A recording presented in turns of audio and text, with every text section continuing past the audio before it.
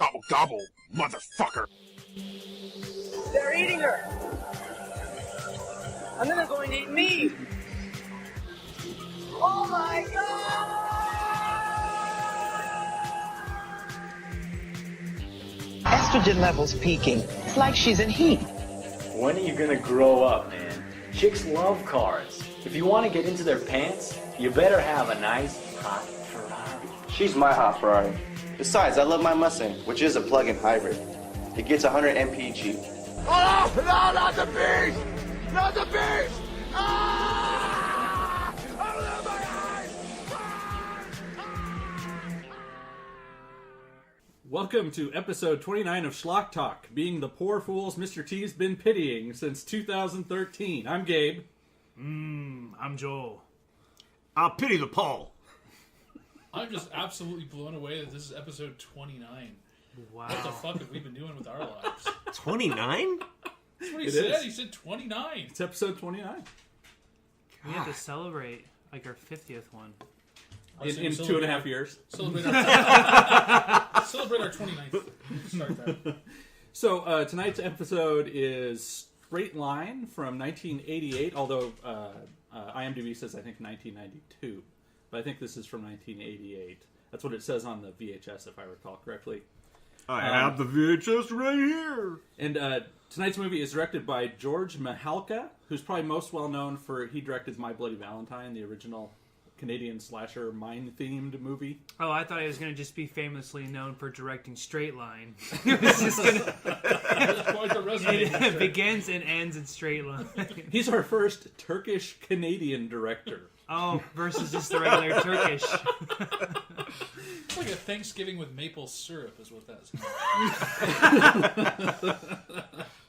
And so he, this movie, I do not think this movie is available on DVD. Nor should it be.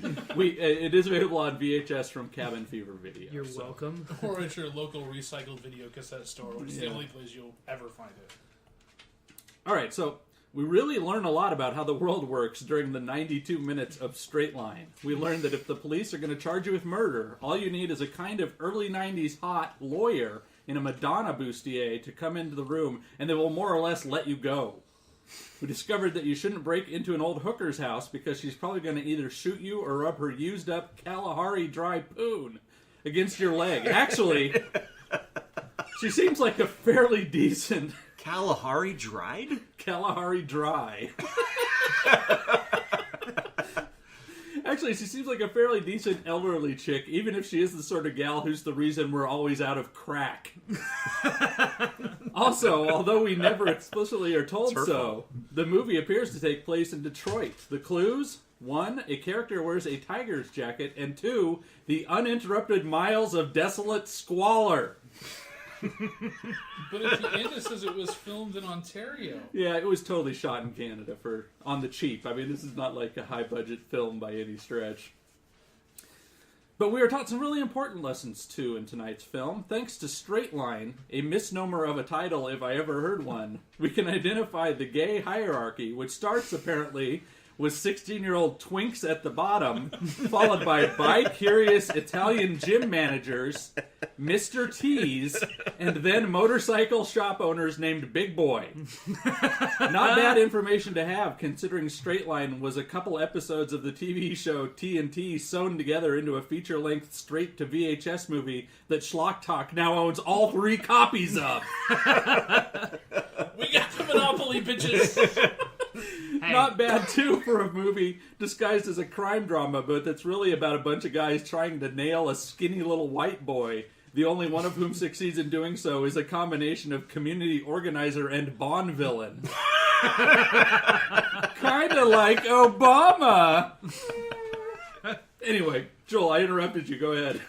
Oh, Sure, bring race into a Mr. T movie. I was just saying, though, it's like we've got 3 copies of this shit. It's how are we going to establish a barter system in post-apocalyptic Neo-America? We'll have to to put each one in a separate area of the continent. We would need to erase all history of the Bible and other religions so that straight line was the only form of higher learning that there ever was. How arrogant are we that we podcast about a movie that only we own and thus think you want to hear about it? We have it and you don't. And you'll never see what the fuck Yes. we're talking about. It's not even on YouTube. You can thank us later.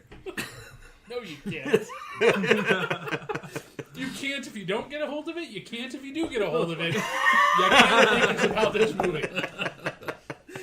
So Straight Line opens up with a gang of white kids jumping in a new member named Joey, and they chant, "It's everywhere, Joey! It's everywhere!" And I don't know what this means.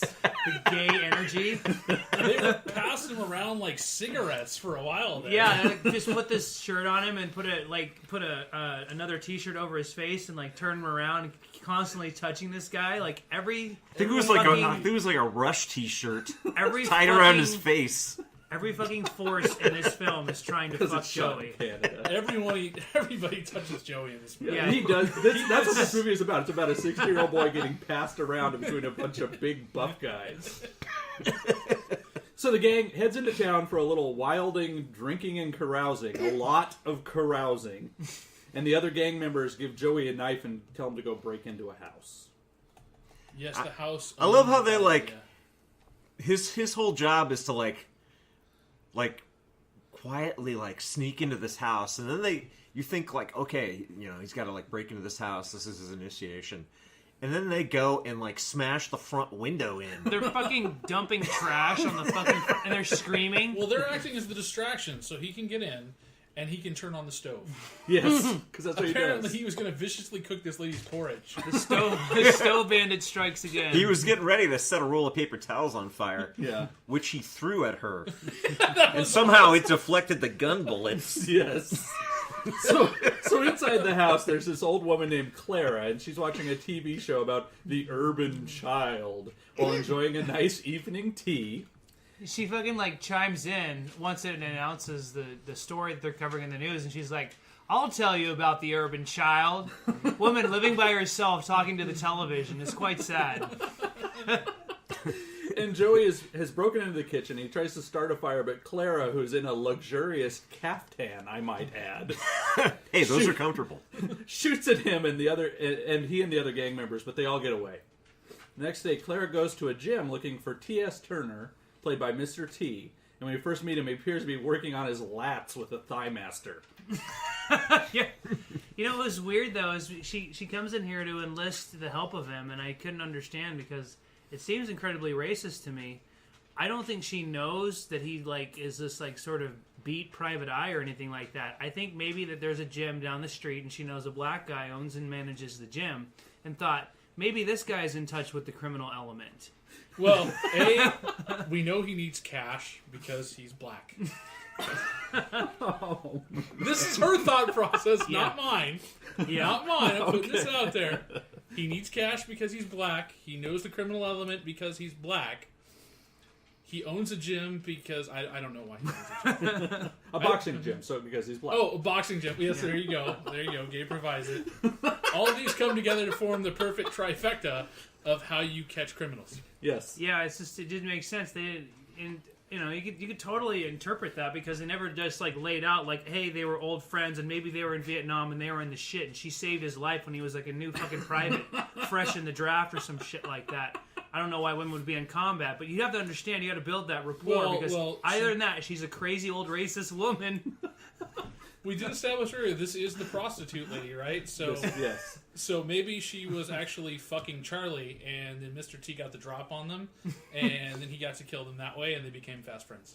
I inferred that there's a previous episode of the TV show where he helps her. Yeah, and that's what I took. That's out the of it. only way. If I'm thinking about it logically, which I know we But always she do didn't on know the him show. before. It seems so We didn't. racist. That's what I thought. I'm just like, whoa, racist lady enlisting the help of Mr. T. Great So- start to a film. Yeah, so Clara, she asks T to get these kids off the street before she puts them in the morgue. And the scene then switches to The a morgue being her fucking old vagina. That's enough to fucking scare She's me got- straight. Yes. She's got several rows of trays that roll in and out. Full body insertion. Not recommended. Clean out the cobwebs every once in a while. So the scene switches to a mayoral election rally, and the gang comes into the hall and makes a lot of noise, and they kind of heckle everyone and cause problems. Yeah, it was at this point that we realized these kids were actually young Republicans. Yeah. They were coming there to help rock the vote. They didn't want a black person in office. They're a little bit on the racist side. I am a despicable, breaking and entering, raping, fucking helpless people, despicable piece of shit. But I fucking vote. And I care who runs my office. So Joey's there with him, and even though he seems a little bit embarrassed at first, he starts to join in on this shenanigans. Well, he's embarrassed because his mommy's in the background and she's Yeah. staring at him and he feels bad. And he hunches down his little jacket and he's like, I don't want to be seen by my mommy. And T tells the ne'er-do-wells to knock off their antics, but they won't listen. No, sir. Yeah, he's like looking at him and he's like, that's strike 2. You won't live to see another one. Look, but I don't think he realizes how baseball works. I'm just putting this out there. A 300-pound muscular black man tells you to shut up, and you're a skinny 15-year-old teenager. You shut the fuck up. With teased hair and a leather jacket. And He's so, gonna hurt you. So while all this is happening, there's a guy in a gray pickup truck, and he plants a bomb outside the hall. In a trash can. In a trash can. Because that's where it's going to do the most damage, in the Yeah. trash dumpster. I thought that maybe this guy just fucking hates trash. Fuck you, garbage. He just wanted to help clean up the environment by combusting it earlier. It's like composting. With explosives. The candidate, who's Reverend Pierce, he starts to speak with the gang called the Future, keep making snarky comments, which is something we here at Schlock Talk are actually in full support of. And Mr. T tells the kids they have 3 strikes. Yeah, but they've already used 2 of them. So, yeah, just like Joel said. He won't live to see the 3rd one. I'm like, well, why don't you punish him after strike 2? And Joey stands up and yells that he and the other gang are the future. And then the rest of the gang stand up and start throwing tomatoes at the Reverend. Yeah. fucking- You know, I want to point those out in here. those shirts that they wear, the white T-shirts with like the black Sharpie that says "Future." We should make some of those. Fuck yeah. Why? Just cause. Sorry, I deflated that. I was curious why we want to make Oh, I like this Do we movie. want He to be wants some associated with this memorabilia. movie in some way? I do. Do we want to go out and I find want to start a gang. Do you want to go out and find a Joey to touch and pass? Do you know of one?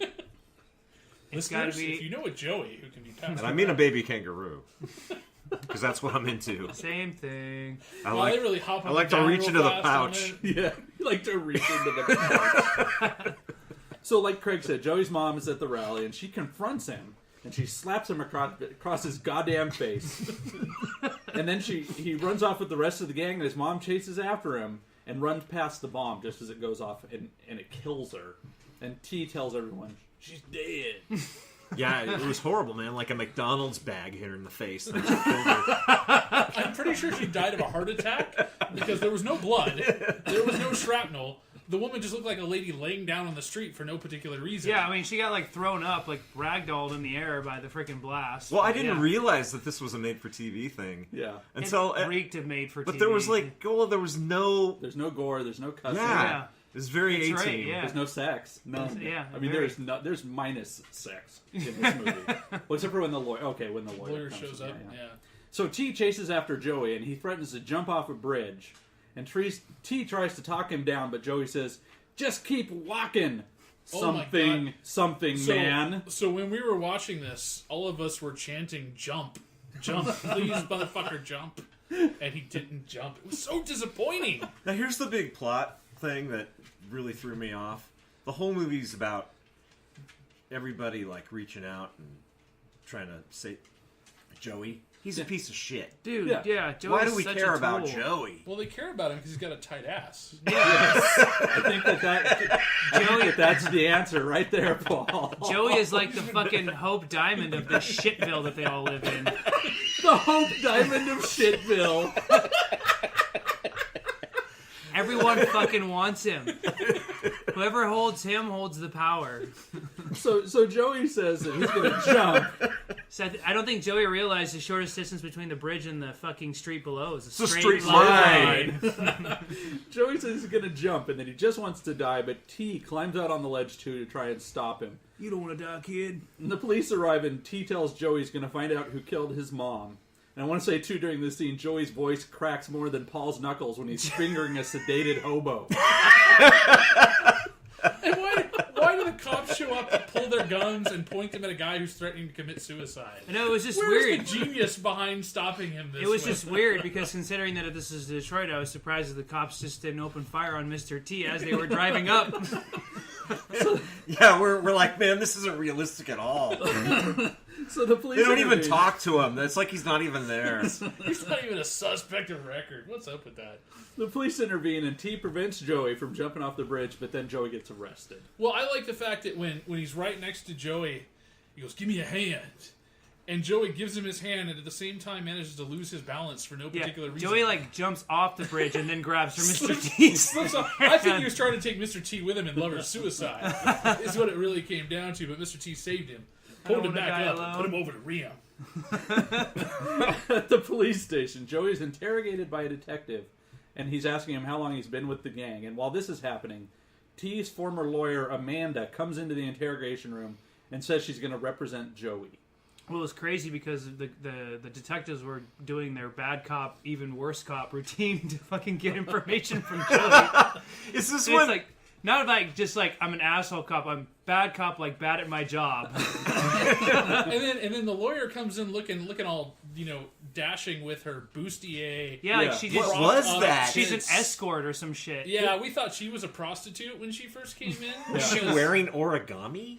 Yeah. I'm not going to harsh on it because, for an 80s chick, she was pretty damn good looking in that outfit. Yeah. I had a real hard 80s boner when Yeah. she walked in the room, I have to admit. Well, one of the It detectives looked like she was wearing a cooties catcher. I wanted to stick my fingers in it. And... Here are your knuckles. It's not. It's not a homeless Well, man. one of the doll. detectives said hope it was a nice party or whatever. I guess she got called from whatever fucking party she was at to go represent a fucking kid, but it's Joey. It was like our fucking national treasure is in peril. It was one of those ladies' parties where they, sell the toys to each other and stuff like that. That's what she was dressed for.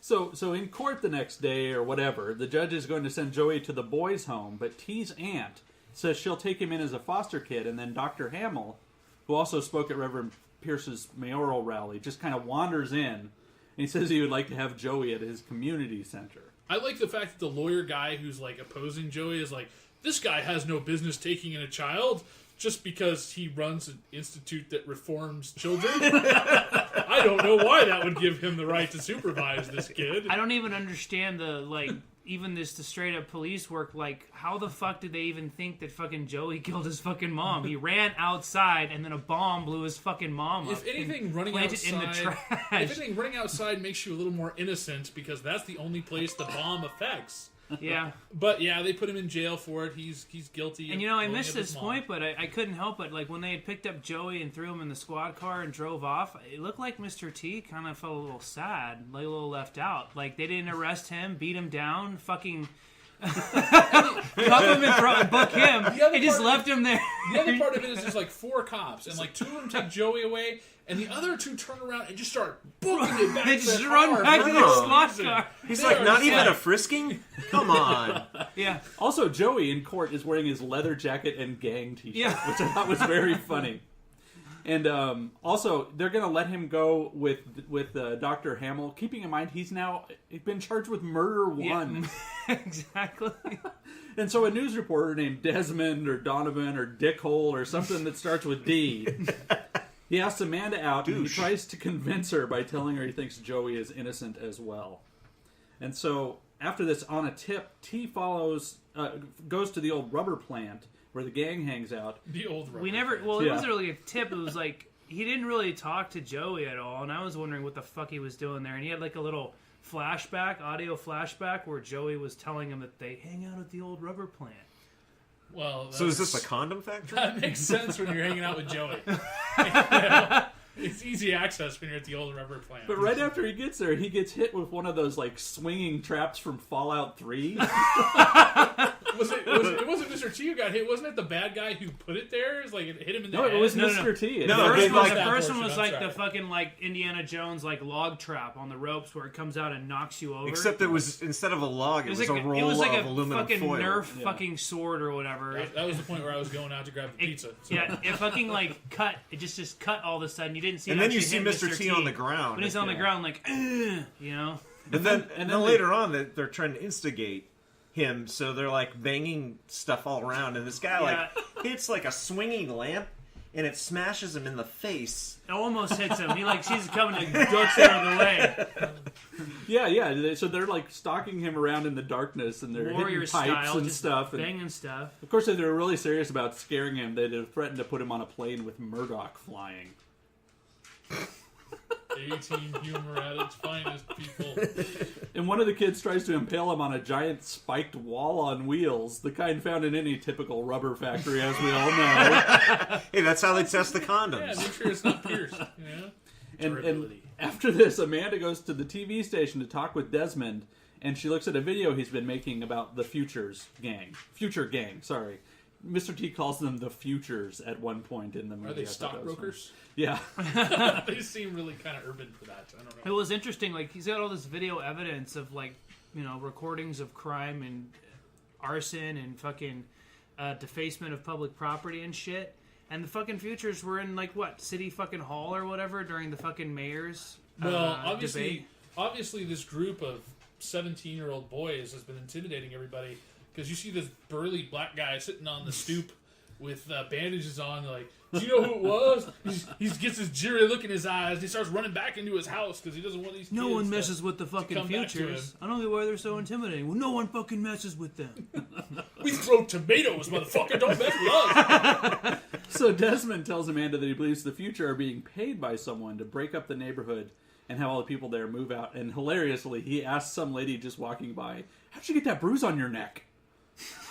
And this lady's a prostitute. Yeah, it's just walking by. She was just walking by. He's like, "How'd you get that bruise on your neck?" He's like, got the microphone, like, woo, she doesn't stop.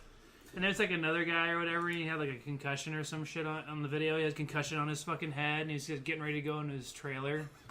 And the prostitutes. You find some prostitutes. They walk along and they talk. And I know, the Yeah, it was like- it prostitute. was like an I thought it was opening going to to the- become like the scene from Yeah. Jaws where they're comparing wounds. No, it's like when he was like following the prostitutes around. It looked like it was the opening to Bang Bus 4 or some shit like that. Just they're walking and just following them. You guys hear the Futures? So back at the rubber plant, the guy in the truck who dropped off the bomb at the rally drives in and he tries to shoot T, and then he tries to run him down when he misses, and then winds up like blasting through a giant garage door. And the police arrive just as Mr. T is climbing over the fence, and he gets arrested. And at the station, the mean detective from earlier calls T boy. Ooh. And then T breaks the chair he's sitting on, and Amanda comes in the nick of time and leads him out of the interrogation room. Breaks it by sitting up. He stands up and the chair breaks. Yeah. Did he the chair fart? shatters. He still has half of it attached to him when he's Yeah. walking out the door. I think he's supposed to That's be how like badass Mr. T handcuffed is. to it. Yeah, he's Well, it wasn't like. His arms were No, handcuffed his around arms were it. behind his back, and he It just was- like slipped the behind chain the back wasn't- of the chair. Was just resting in between Yeah, his their arms. chain wasn't like. But through then he the gets back up of the and chair. breaks the chair, and it was just sad. The cops are assessing the damage, and you have that look in their eye where it's like, oh, that chair is only 2 days away from retirement. Well, it just goes to prove that old adage: when Mr. T stands up, chairs break. Yes. So Joey is at Dr. Hamill's Social Welfare Community Center. Where he is morphed into Mr. Rogers at Yeah. that point. Yeah. With his blue sweater on and his And touchy-feely ways. Hamill tells him that they offer all their services there for free. And T meets with Joey and tells him if he says who the leaders of the future are, he and Clara, the old lady whose house he broke into, will drop the charges against him. Yeah, okay. Claire, the breaking and entering charges versus murder fucking one. Yeah. Which one do you think he's a little bit more concerned about? Yeah, it wasn't a big deal. And, it's a little creepy when the doctor walks Joey through his little Happy Lands plantation. His front. there. This is where we keep the little kids whose parents have been working 2 jobs. I don't make money by prostituting them out specifically but No, we but get in the business somehow. At one point, he says, "We feed them, and sometimes Occasionally we clothe them. Other times, we just have them running But around when we're naked. filming them, we like them naked." We and occasionally give them clothing privileges. And then they walk into the cooking area. Yeah. And that seems nice, except for that 30-year-old lady who's giving looks to Joey like everyone else gives looks to Joey. You can make me The feel young again. 30-year-old teen. Yeah, And then they go 30-year-old into teen. the basketball rec course. center where there's the 40-year-old teenagers playing basketball. and the doctor takes the ball and he dribbles it through them and he shoots Unsuccessfully and he misses. tries to And make a it's bank so shot. Cute. And so, after T asks Joey about who the leader of the gang is, he breaks like Paul snapping a dead wino's femur. And he tells T the leader is a guy named Starkey. Wait, why would I snap it if he's already dead? He tells T the leader is a guy named Starkey, and he drives a Harley. And T You then... don't drive a Harley, you ride a Yeah, I guess you Harley. do ride a Harley. Rides a Harley. T then tells Joey that this will be better than the safety pin he has now, and he gives him an earring. This signifies that he is now T's bitch boy. It was funny. What was it? Like, Mr. T is wearing, like, different colored sneakers and an atrocious fucking shirt. I'm wondering if Mr. T is colorblind. The weird thing about this earring, he doesn't present him with just an earring. He's got like one of those Tiffany's. Yeah, it was little, like he has him snap open like he was going to get on engagement one ring. ring yeah. and propose to Joey. Like, He's going to ask the question. Will you wear my ring in your ear? Put my ring in your ear, boy. oh man, it's a good thing. I just hope Joey never finds any mirrors because he might just fall hopelessly in love with himself and just constantly try to fuck himself for the rest of his life. So T goes to the cycle shop and he's confronted by the owner, Big Boy. But it turns out the two of them are friends, and they decide to go to the bar Starkey hangs at. Didn't he own a burger franchise at one point in time? Probably. And they ride on the motorcycle together, and T rides bitch. That's what I was saying too. I was just so upset. I wanted to see like a video montage of their Montage, journey, yeah. just right there, the tandem ride. Yeah, like the Kanye West video. These two big burly dudes, one guy, Mr. T just hugging a dude from behind. It was like, wow, that is awesome. And so T and Big Boy go to the bar, and they confront Starkey. It's kind of like a pool hall. And he squeals like a vagrant getting fingered by Paul. Oh man, I'm sensing a theme here.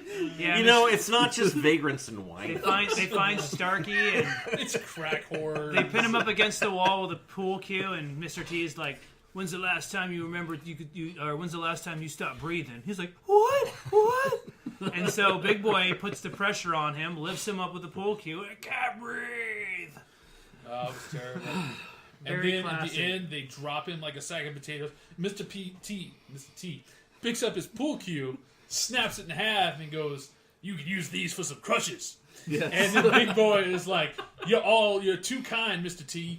Mr. T's like, "Somebody has to be." That's like how it goes. And then as they were walking away, Mr. T was like, "So can you pay the bar for that pool cue I broke? I'm a little shy of cash right now." I snapped it like Paul snaps Just tell him it. I'm really sorry. I was trying to prove a Holding point. this person's prostate. So while this is happening, Desmond and Amanda, they go to Clara's house, and they're posing as like a gay guy and his wife who want to buy the house. Yeah, that's right. And are they buying it from the hooker? The old hooker? Yeah, the hooker is the realtor lady, or is she the... No, the hooker was the old lady at the beginning. Yeah. I know, but Clara was, or whatever. was it her house, or was it a realty, like she playing a realty investor for someone else? I don't know. No, she was selling her house. She was selling it. She had been offered to sell her house to the people who were buying up all the property. Gotcha. And why would she want to live there? Hooligans are breaking in and throwing trash I and mean, trying to fucking set it on starting your fire. stoves and shit. She yeah. gets target practice for She free. had a roll of paper towels thrown at her. That was hardcore. Oh, I should say too, Starkey says there's a guy named Walton who owns an auto shop who has been paying the gang, right? Yeah, Starkey is what gives them the next lead Right. The for Waltons Mr. T have turned beat down. really terrible over the years. So while Desmond and Amanda are at Clara's house posing as buyers for the house, They meet a lady there who's also representing someone who wants to purchase the property, and they get her to call him on the phone and listen in, and they realize it's a company called Surex Securities. Right? Yeah, Surex Securities, yeah. Sure. They then go and break into the Surex Securities building, but it's empty aside from a bank of 5 phones, each of which is for a different shell company that's buying up property around the city. Yeah, and they got Barney Fife guarding the place. Yes. I thought was pretty useful. Well, put your hands up. Don't you do it! So T goes to Walton's garage to confront him about paying off the gang to run people out of the neighborhood, and he finds Walton's gun, which is just kind of sitting next to his tools. Convenient. He found it. I like how when he sees Mr. T's legs, he's like, I don't work on pink Cadillacs. Well, Even if I am didn't see open. his shoes, right? I mean, come on. You can't really say that wasn't educated. I was gonna guess. thought he says, I don't Well, work. he I actually don't work does on. drive a pink Cadillac Yeah. in the movie. I didn't realize that until later on. So T finds Walton's gun, and he talks to him about what's been going on, but the angry black man and the racist mechanic cannot find common ground.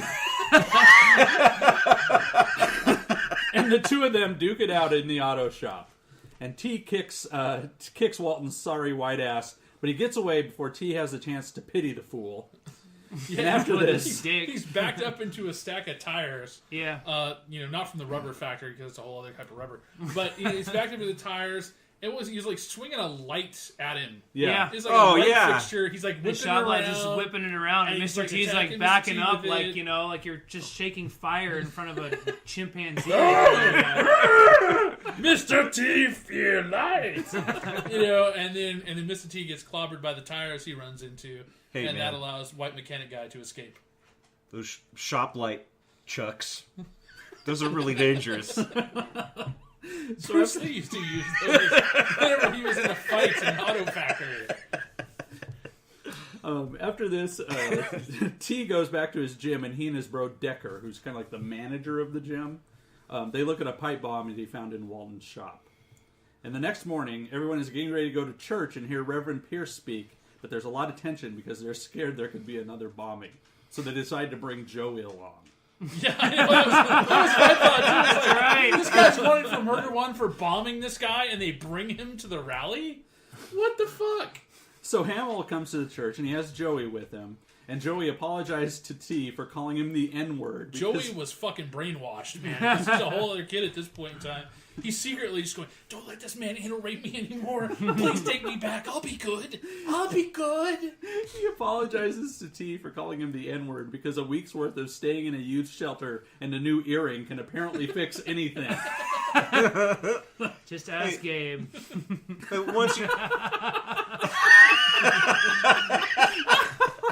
Once you have black, you never go back. You don't have to ask me. I already said it. And at the church, Reverend Pierce delivers a sermon that inspires all the black, white, and swirl people. But we also see that Walton is there, disguised as a Catholic priest. And he's not just there to molest Joey. Yes, he is. As T's aunt is singing, we see Walton drop a bomb in a Bible, and T grabs Well, it. he took his shit in the Bible? I missed that. I thought Mr. T's aunt was his wife earlier in the movie. I did too. Yeah, I know, for a while I did too. It didn't really make her very apparent. Guess he what likes her older relationship ladies, I guess. I don't Older, know. heavy-set ladies are kind of his thing, you know. But T grabs the Bible and he runs outside. He throws it into the street as it explodes.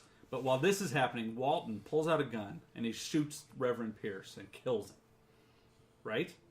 Yes, I'm he pretty sure does. he dies, yeah. He dies in Dr. Hamill's hands. And so, back at the community center that night, Hamill does some bedside counseling with Joey. That was so creepy, man. Oh, God. Joey's laying under the covers, and it looks like Dr. Hamill's under him, too, just like right next to Joey. Yeah. And of course, Joey's being touched, because that's what happens when you're around Joey. You can see the can't- boners under the blanket. Can't stop petting him for some reason. And then Hamill goes downstairs and Walton is there. And we learn that Hamill has been the one paying off Walton all along.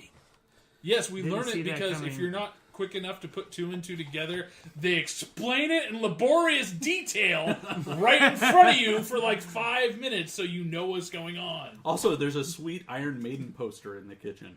Yeah, I was trying to figure out that poster was was. like a Yeah. dwarf. It's Yeah. that future In Eddie. armor You know, the and, future Eddie with the... Yeah, Paul knows. He's Oh a yeah, model. I know all about Eddie. So, and of course, Joey can't just stay in bed and wait for Hamill to come back up and finish stroking him off. So he hears all of this, and then they catch him, and Joey says, "You killed my mother." He just says it. It's a funny way, the way he says to Walton. I like how the conversation's obviously at an end, and you know the bad guys are going to go somewhere. But does Joey flee the scene?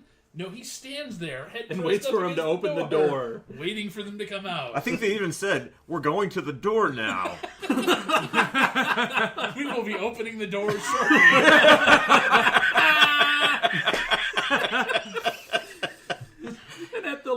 And then Walton leaves to go get in his car, and it just blows up. Yeah, he got a. Did he get a Well, briefcase from he Dr. opened a Hamill? bag of what was supposed to be money, Oh, and it was a bomb. and the doctor had out-bombed the bomb. Well, I was thinking about that scene after it played out because he hands him the case of money and he's like, "Don't you want to count it?" And the guy's like, "Well, if it's not all here, I'll be coming back." And then I'm thinking, what if he actually did pulled it out open the and started case? fucking counting it. You really know this guy. To be honest, he did live up to the other promise because pieces of him did come back splattering on the door to this guy's place, which no cops arrive at. No one seems to note the fact that a car exploded in front of this place and bits of person were all over. A place that's essentially Joey a social... stroke again. It is a youth shelter. Yeah, and community center. There's no children there or anything. Except Joey. It's like, Joey struck again. So at the law offices, Amanda is investigating the real estate companies with a guy named Bertram. And she conspicuously says his name several times. Oh, Bertram! He must have been important later on in the series I think something. so. Yeah. Because otherwise he is the nerdiest black dude outside of Urkel. Yeah, he was pretty pathetic. And they find out that all the companies that are buying up the property are located at a place called Sugate Farms, which is owned by Hamill. That is a scary place. Sugate. Bertram tells us so. He says that is a scary place. It makes law school look like Summer camp. Yeah, or something like that. What does that even mean? I don't know. I've been to summer camp. There must be some obscure Negro-Canadian reference. Law reference. You gotta be Canadian, black, and a lawyer to get that joke. It's very specific. Unusually specific. Very small target audience there for that one. You also have to speak French. Even though the joke is in English. And Here you at need to be a Schlock Rush Talk, we fan. are all white and uneducated, so we do not get that joke. So T goes to Sugate Farms, where he's stopped and confronted by what appear to be Terminators with birth defects, just as Desmond and Amanda drive up. And while this is happening, Hamill dabs Joey's fevered brow with a moist handkerchief and tells him What that was they it are moist now with? part Yeah, I of one know. another. Yeah, did we mention the fact Wipes that his the forehead with his doctor cat's date rag? rape drugged him when they caught him earlier? Yeah. It's just like taking out the needle and syringe, just popping it full of it. Whatever was in there, heroin or CHT or other rapey things. But he tells Joey, "I'm a part of you, and you're a part of me." No, He you've been says fucking that. me. And everybody's all sweaty. He does it so well. We'll get to that later. Was this before or after Joey said, "Can you please take your penis out"? You killed my mother and made my asshole gape. Why, doctor? Why? So Hamill brings T and the other two into his house, and T starts nosing around while they interview Hamill on camera. It sounds so odd. He says Hamilton brings tea into his house, and here I am thinking he's like going in with a pitcher of sweet tea or something like that. Well, Gabe and Mr. T are friends. Yes. You can I drop just the call him mister. T. I call him T, he calls me G. It's all good. And at one point, T is shown wandering around outside and appears as though he's fleeing the scene, which I thought would have been really funny. Not really. He's observing Hamill's social worker paramilitary training grounds. Apparently, they get them as children. They train them up to cook, play basketball, and use munitions to take over the world. That's the plan. I'm not sure how that last part I think fits it's in the anywhere. prequel to Deadly Prey. And once Yes. Hamill was taken out of the picture, they just had like a military force with no leader, and that's when Dumbfuck in The Deadly blonde Prey guy, took yeah. over. It wasn't a very good military organization. It's supposed to be a big secret, but okay, he's being interviewed on camera, and in the backyard they're shooting machine guns. Yes. Yeah, throughout the finish of this movie, they never really explained why he was building a paramilitary organization to become mayor. Do you need a reason? First the mayor, then the world. Yeah, I mean, as he's working his way up, I was expecting like Pinky and the Brain to pop out at any point in time. It's a weird cultural Canadian reference again that we just don't get. Apparently, you have to be a child welfare worker, which Gabe had covered Yes. at one point. I've seen this shit a lot. God, It's if I pretty had common. a fucking penny for every time I busted an abusive family that was turning their children into a violent paramilitary commandos, Yes. I would fucking have 2 pennies. Dime a dozen. And so Hamill also announces he's going to run for mayor now, and that now that Pierce has been dead all of 10 minutes. And as Amanda, Desmond, and T are getting ready to leave, Hamill tells them that he is sorry that they couldn't find Joey, and maybe they'll wrangle him up in a few days. Apparently, the troubled youth they bring to this camp are allowed to wander wherever they want to go. We He's can't outside. find him. He's outside. It'll be a playing, while. He's A couple outside. of days. He's outside playing hide and swallow right now. He's been putting pipe bombs in the trash cans again. That scamp. Oh, Joey. So rather than actually leaving, Desmond, T, and Amanda... One second. Lovey, come here. I don't know what she's getting into, but I'm getting annoyed with her sound. Oh, do you want me to put my pants back on? No. Never. Thank you. What is she Go getting ahead. into? So rather than actually leave, Desmond, T, and Amanda, they all park in the woods and sneak back onto the grounds. And Desmond films the paramilitary guys, and T snaps necks and pities poor fools. Yeah, one punch and they're down. It's true, man. He doesn't even nick them. It's just the air wind velocity. Oh, of I his thought he fist. was just showing his wrist because the guy asked him what time it was. The guy There was wasn't that even any late, contact. And he faints, It's, It's just funny because like everyone who had a gun just like got point blank to be like put them up instead of maybe staying Well, 10 or 15 feet away. we missed the reveal of that it was a paramilitary organization because they were in the car and it's like, you ever that's seen right. a chicken lay one of these kind of eggs? You ever see chicken Oh, that yeah. is She gonna pulls eggs? out a hand grenade and hands it to the lawyer lady because that sets up the next scene where they got the guys gunpoint who have the camera, and then the lawyer pulls out the hand grenade, pulls the pin, and is like, get back, and she throws it to a shed that apparently had like a megaton bomb inside of it because that thing explodes and blows up like half an acre. And then the news guy suddenly starts getting footage of boys putting out a fire with a hose, which didn't seem as compromising as footage of guys with machine guns somehow. But this is the film he's going to get. All right, get the video now that we've destroyed the physical evidence. And it's like they don't care that they're filming now. It's like, oh, go ahead. And so while all this is happening, Joey escapes with Hamill after him, but Joey's apparently delirious from all the intergenerational buggery. And he climbs up into the beams of a barn on the property, and Hamill's like taunting him by like shooting around him, like, get Because down! he was fucking high off his balls and thought he was a barn owl. Yes. 19 shots later. And Hamill actually tells Joey at this point that he loves him. Like a father. He's like, I'm like a father to Like you. a stepfather. And this is the weirdest I Luke feed Skywalker you, I feed you Darth like a Vader father moment would. I clothe you like a father would. I fuck you like a father would. There's a reason you never actually met his father in the movie. It's because the old man was his father. Yes. And so T confronts Joey. him, and they struggle. I am your father. Yeah, Mr. T like Totally out of breath from ass fucking you now. Mr. T climbs up like a cargo net that's going up the side just of the handily barn happens door. to be there, So T confronts Hamill, and they struggle, but the elderly retired surgeon is no match for the large, perpetually angry black man. First, before he gets knocked out, he pulls off some wicked kung fu Yeah. shit for like 2 seconds. He's out of bullets and this like does spin like a kicks fucking at Mr. inside T. kick or some shit. And then Yeah, he's it's like his ballerina pirouette or whatever Pirouette, he yeah. does. fucking He like tangles himself in ropes like He's like tied up like Boy Scouts like attacked him. I seriously think it was his autoerotic asphyxiation gear gone wrong. Yeah.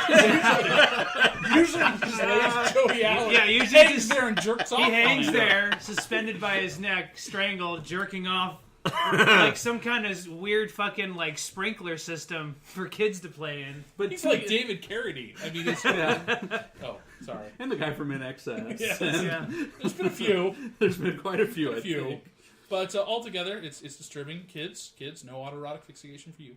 Unless you know how to PSA. do it properly. Make sure you have the proper safety equipment in place, and you have someone who can hold you just in case you start choking out. I think that's the real reason that Bobby Christina is brain dead right now. Who? Whitney Houston's daughter. Oh, yeah, that one. She doesn't have a penis to jerk off with, though. You can masturbate as a woman, believe it or not, Drake. But does the choking out help you when you masturbate as a woman? I don't know. Okay, if you have... My wife always passes out before she can tell me. You okay? Wow, is that consensual? Oh, you fell asleep. Especially when she passes out is the only time Gabe gets her. Honey, you okay? Oh, you fell asleep. Well, I'm going to finish up. If you don't mind. I'm gonna move your body to the barn and get in these ropes. So this movie just ends. There is no like wrap up or anything. What are This you movie just talking about? You ends. have a silhouette of Mr. T walking. Oh, I know, but The movie ends. he puts his arm around Joey. He goes, "Let's go," and then the credits roll. And then Mr. T's walking in silhouette, and then the worst song ever in the history of music plays, sung by some strangled cat, regarding, if you go the shortest distance between two points, Shortest is a distance straight between wrong line. and right. And I sing it better than they do in the film. To be fair, that is a Canadian band. Yeah. They have different standards up there. I went to Canada to become a musical celebrity. You gotta sample that song if you can, Gabe, and put it on the side. I will see what we can do. It's so terrible. So, would you guys watch this movie again? No. No. You. Yeah, totally. You would watch it again? No, this movie was atrocious. If there was copious amounts of alcohol involved, yes. So Alan picked this movie, and then he wasn't able to be here today. He was shooting up stuff up his nose in a straight line. And he couldn't make it in. Yeah. This was just a bad practical joke that he pulled on. Yeah. I think he succeeded because he just did a whole fucking podcast. He won. He fooled us. Alan wins. He also jerked off on our pizza. That was not white sauce. That's the reason Paul ate so many pieces. I thought it tasted familiar. And I thought is it was true. your semen. Between us, we own 3 copies of this. I bought one on Amazon so I could watch it. It came ruined, and then they sent me another one. So I have 2. And then Alan was the one who picked this because he owns it too on VHS. So Yeah, all we had 3 to- copies We we had own. to dig up my VCR so we could actually play it. And haven't used that thing in, I don't know, like 9 years. Yeah. So, does anybody have any do's or don'ts? I do. STDs? Yes. I saw a movie a while ago called The Guest. Oh, yeah. I highly recommend it. Don't give away anything, because that's the thing about it. It's you don't want to know what's going on, right? Yes and no. I mean, it's kind of predictable.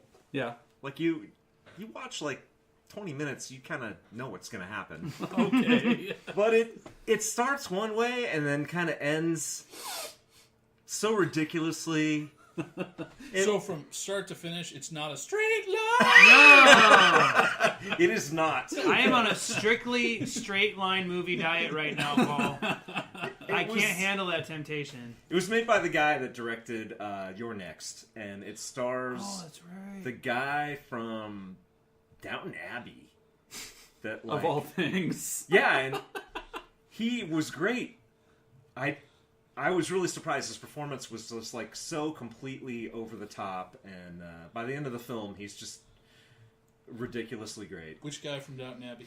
The guy that died, the guy that was going to be the girl's Oh, fiance. yeah, like the heir that Yeah, decided to quit the show, so they killed him. that guy. You Yeah. guys know 1,000,000% more than that show than I do. I've never Hey man, seen I a watched single like season episode. 1 through season half of 2, and Man. it was depressing. So you're the kind of guy that likes to chase around after Joey's.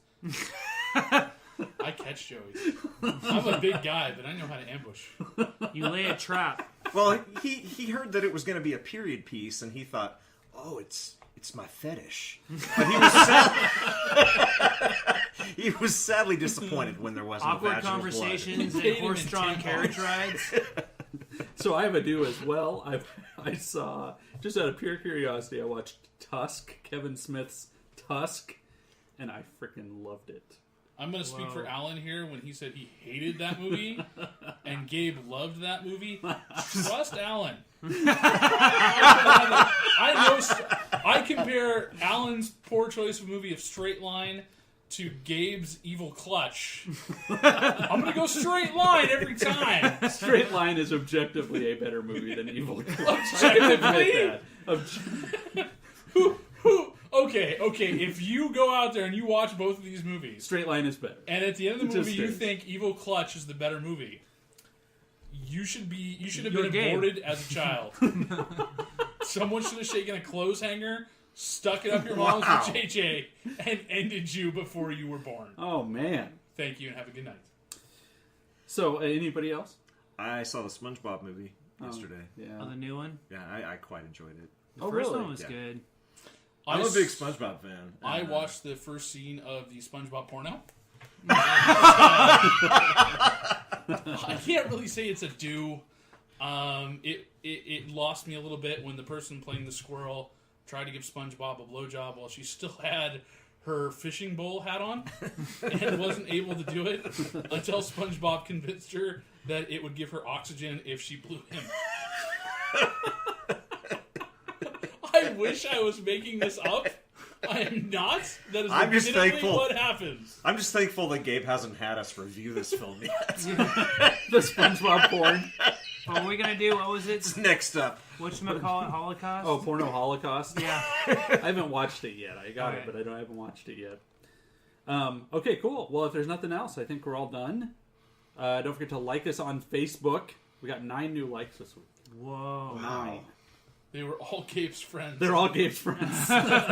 We know no one's really listening to us. We love you guys. I got This about- guy- Does Craig's mom like us? I think she stopped listening. Well, I got about 90 invites from your mom yesterday Candy Crush? to play Farmville 2. Who still plays Farmville? Craig's mom. My mom loves the Farmville, man. She loves the Facebook games. I tried to buy her some real games, but she ignores them. You can follow us on Twitter at Talking Schlock. I've actually made some tweets. I've tweeted Has anybody tweeted back? a couple times. Yeah, was it your brother? We Your can't son? forget this. So I tagged Brian Trenchard Smith, the director of Leprechaun 4 and then a lot of other cool movies too, with our podcast, and he actually listened to it and fucking hated it. Did he? Did he listen to the Leprechaun cast? Yeah. And he was like really snooty about What did he it. say? Oh He my said gosh. he felt that we didn't do any like what was it? We like didn't review it with any like artistic skill, and it was all just making fun of it. And he had written his own little documentary about like the reasoning behind it or some shit like that, as I recall. Because I responded to Joe. I didn't know who the fuck this guy was, and I just know he was talking to Gabe about this movie, and I'm like, I just threw something up there, and he responded back, Yeah. and it was like, okay. I didn't realize that we were supposed to take Leprechaun seriously, and We actually enjoyed that film, We didn't we? fucking loved the dick out of that film. we actually did like it, but apparently we are not artsy enough in our review. We didn't have any honest criticism, just made fun of it. Maybe it's maybe it's because I said the part about scrubbing out Warwick Davis's food bowl. And giving him a flea dip. Do you think it was bad that I called him Willow the whole movie? I more or less said in the intro that the only reason he's still alive is because the drowning creek was dry when he was born. They're probably like best friends. He does. He writes in there that Warwick was a joy to work with. I'm sure Listen, he was. Nothing on the guy. Making a movie is a lot of hard work. fucking And I Leprechaun think I 4 may have rules. mentioned Well, something kudos about- for him, like, taking the time to listen to us. I know. Jeez. Well, he did say he skipped around a lot looking for anything more intellectual and didn't. Yeah, find it. I'm going to just go out on a limb here. I think he was implying we're a little lowbrow. Like, I can't take you guys seriously. Well, hopefully I he'll would hear not our listen Straight to Line this. podcast, and then He'll have a change of heart. Yes. It's the best compliment we could ever hope for. Anyway, I actually, you know what? It's fine. He doesn't have to like it. I really liked that an actual director of one of the movies we did responded. Even Awesome. he That's didn't cool. like us. And And Brian it was one Trencher of the Smith. movies we actually found entertaining enough. In a Yeah. terrible way, sure, but that's what we do. But he directed. well, we're not really review. That's not what we We're do. not like, hey, you know what? Should you or should you not see this movie? We're like, you should see this movie really drunk and maybe keep in mind our fucking shitty jokes. We've not come from the perspective of, you know what the director was thinking when he made this movie? He wanted to Look go at with an this Art shot. Deco, like, overhang camera shot. No, we're like, the director was snorting an 8-ball, and the writers were humping each other. No, and he we was think that's thinking. funny. He was thinking. I did all of this so the second Tool Time girl would get on the casting couch with me. And to be fair, he has directed a lot of super sweet B movies. He did Turkey Shoot, the Australian post-apocalyptic prison movie. All right. And he did Demons 2, which doesn't sound like much, but I fucking Not watched it a the couple Eddie weeks ago. Furlong one. No, the original. Okay. From like 1990 or so, and it's awesome. It's awesome, and there's other stuff he's directed as well. But Brian Trencher Smith actually pretty much rules, and so even if he didn't like it, that's Well, Brian, if you're listening, we're sorry if we offended you, and we're gonna get our shit together. I'm not. Yeah, I'm lying, Brian. I'm sorry. I find it, you know what? If he'd have liked it, I'd have been more disappointed. But that makes it all the better for me. If he makes me watch movies like Leprechaun, he can hate us. That's okay. Also, let me see. We need. Go look at our website. Go look at our website. We don't have a website anymore, Schlocktalk.com. do we? Yeah, we kind of do. We're going to be having a new website up here pretty soon. When we get 5 unique hits for the website, people, just 5 unique hits, we will go ahead and activate it again. So in 2019, we are going to have a new website. Yeah, so he directed Leprechaun 3 as well, Night of the Demons 2, which again is really He awesome. did Sahara? The Matthew Oh, it's a TV McConaughey? movie. Did Never a mind. different movie, No, I TV think. movie. He directed some episodes of the Silk reboot of Stockings. Mission Impossible, the TV show from the late 80s. BMX Bandits. That's cool. Yeah, anyway. So, thanks for listening, and we'll see you guys next time.